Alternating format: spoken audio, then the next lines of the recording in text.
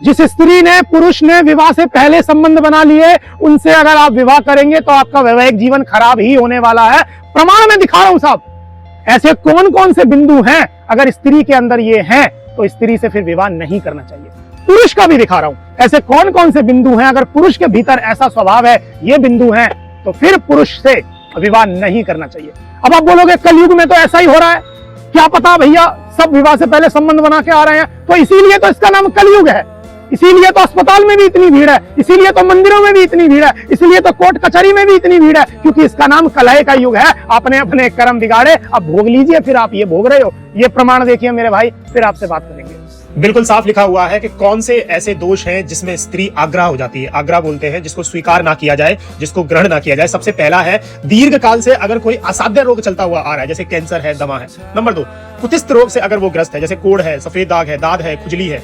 Number 3, आत्रा, मासिक धर्म आने पर अगर उसे असह्य पीड़ा होती है, वो चीखती है, तो उसको आग्रह करना चाहिए। व्यंगा, विकलांग है, अंधी है, काणी है, लंगड़ी है, कुबड़ी है।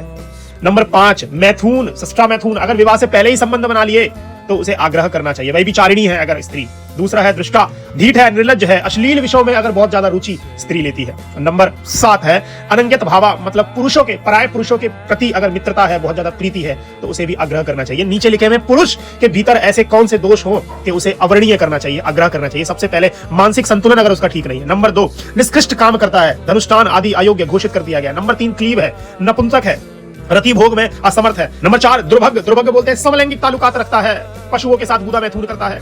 नंबर 5 है तथ्यक बांधक, मतलब जिसके जो अवगुण दोष हैं, कारण बंधु, उसके दोषों के कारण उसके भाइयों ने, उसके घर वालों ने उसे अगर बहिष्कृत नाता तोड़ लिया है। नंबर 6 है रोगग्रस्त, अगर पुराने रोग उसको लगे हुए हैं, कैंसर दवा। और विकलांग है, अगर शरीर में कोई अंग असामान्य है तो उसे आग्रह कर देना चाहिए। अब मैं ये नहीं कह रहा हूं कि विवाह नहीं करना चाहिए, उसको सांप्रदायिक दृष्टि से देखना चाहिए, उसे देश निकाला कर देना चाहिए। प्रकृति में हर मनुष्य के लिए कोई ना कोई तो बना है, आपके लिए कोई ना कोई बना है। निश्चिंत रहिए, ईश्वर की शरण में रहिए, कृपा होगी।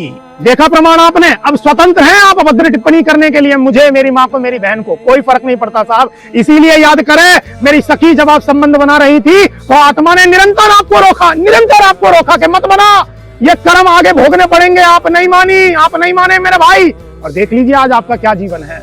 आपके पति का एक्स्ट्रा मैरिटल अफेयर चल रहा है, आप जानती हो, फिर भी कुछ नहीं कर पा रही हो, क्योंकि आपने भी वैसे ही कर्म कभी किए थे, आज भोग रहे हो। आए हाय, कर्म सुधारिए मेरे भाई, ईश्वर के चरण पकड़िए बस।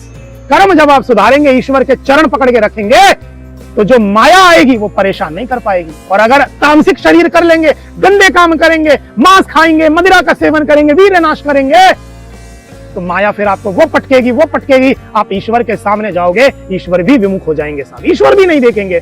मिलेंगे आपसे अगली वीडियो में। सीताराम, अपना ध्यान रखिए आप।